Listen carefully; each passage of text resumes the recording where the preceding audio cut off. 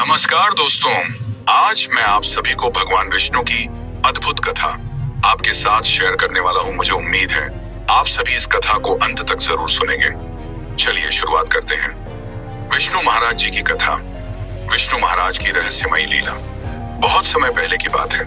एक पवित्र नगर में एक साधारण लेकिन अत्यंत श्रद्धालु ब्राह्मण निवास करता था। उसका नाम देवदत्त था। वह प्रतिदिन भगवान विष्णु की पूजा करता और उनके नाम का जाप करता। एक दिन देवदत्त को स्वप्न में एक दिव्य पुरुष दिखाई दिए। वे बोले, देवदत्त, तुम्हारी भक्ति से प्रसन्न होकर मैं तुम्हें एक रहस्य बताने आया हूँ। पास के जंगल में एक प्राचीन मंदिर है जहाँ विष्णु महाराज स्वयं प्रकट होंगे। वहां जाओ, पर याद रखना वहां तुम्हारा धैर्य और विश्वास दोनों की परीक्षा होगी।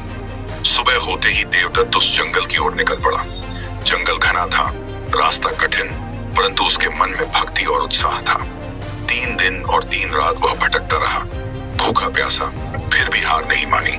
चौथे दिन उसे एक उज्जवल प्रकाश दिखाई दिया। वह दौड़ता हुआ वहां पहुंचा और देखा एक टूटा फूटा मंदिर, पर उसके अंदर से दिव्य प्रकाश निकल रहा था। वह जैसे ही मंदिर के अंदर गया, एक आवाज गूंजी, जो भीतर प्रवेश करता है उसे अपना सच्चा स्वरूप त्यागना होता है। क्या तुम तैयार हो? देवदत्त ने निडर होकर उत्तर दिया, हाँ। तभी वहां भयंकर आंधी चली और मंदिर की दीवारें हिलने लगीं। और फिर एक अद्भुत दृश्य प्रकट हुआ। भगवान विष्णु चारों भुजाओं में अपने शस्त्रों के साथ प्रकट हुए। लेकिन सस्पेंस तो अब शुरू हुआ। भगवान विष्णु बोले, देवदत्त, तुमने जिस राह को अपनाया है वह एक साधारण राह नहीं थी। यह मंदिर एक युगों पुराना रहस्य छुपाए हुए है। यहाँ वो आत्माएं आती हैं जिनका अगला जन्म स्वयं नारायण के किसी अवतार के सहयोगी रूप में होता है। देवदत्त चकित रह गया।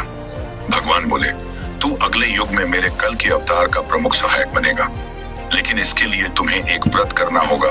अगले 5 वर्षों तक मौन रहकर संसार में रहकर सेवा करनी होगी। देवदत्त ने प्रण लिया और उसी क्षण मंदिर अदृश्य हो गया। लोग कहते हैं देवदत्त ने मौन रहकर वर्षों तक सेवा की और एक दिन अचानक लापता हो गया। कुछ कहते हैं वह समाधि में लीन हो गया, कुछ कहते हैं वह स्वयं विष्णु लोक में चला गया। पर सच तो यही है, जो भगवान विष्णु की लीला को समझ ले वह इस जीवन के सभी रहस्यों को पार कर जाता है। अगर चाहो तो मैं इसी कथा पर आधारित अगला भाग भी लिख सकता हूँ, जहाँ देवदत्त अगले जन्म में अवतार के साथ प्रकट होता है। बताओ